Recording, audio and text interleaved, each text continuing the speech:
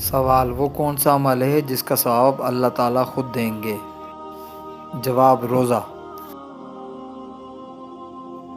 سوال: زکوٰۃ کی شرح کیا ہے؟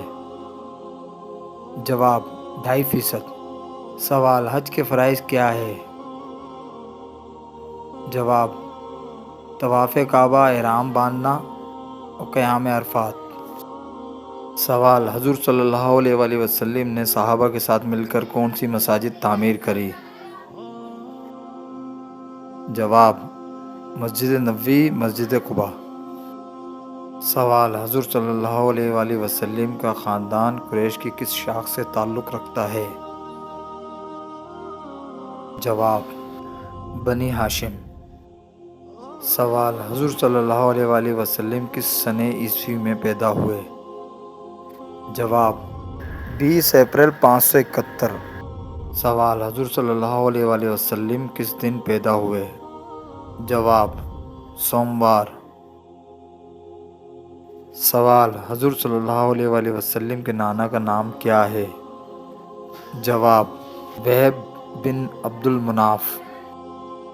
کس صحابی کی آواز 1000 آدمی کی آواز پر بھاری تھی؟ غزوہ احد میں رسول اکرم صلی اللہ علیہ وآلہ وسلم نے حضرت ابو طلحہ رضی اللہ تعالیٰ عنہ کے جذبہ فدیت سے مسرور ہو کر ارشاد فرمایا: لشکر میں ابو طلحہ رضی اللہ تعالیٰ عنہ کی آواز 1000 آدمی کی آواز پر بھاری ہے۔ سوال: ٹھنڈے وقت کی کون سی 2 نمازیں پڑھنے والے کو جنت کی بشارت دی گئی ہے؟ جواب ہے: رسول اللہ صلی اللہ علیہ وآلہ وسلم نے فرمایا: جس نے ٹھنڈے وقت کی 2 نمازیں وقت پر پڑھیں، فجر اور عصر، تو وہ جنت میں داخل ہوگا۔ سوال: حضرت ابراہیم علیہ السلام نے دعوت حق سب سے پہلے کس کو دی؟ جواب: اپنے والد آزر کو۔ سوال: وہ کون سے صحابی رسول ہیں جن کے مسلمان ہونے پر فرشتے بھی خوش ہوئے تھے؟ جواب: حضرت عمر فاروق رضی اللہ تعالیٰ عنہ۔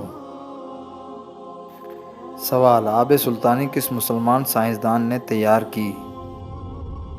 جواب: جابر بن حیان۔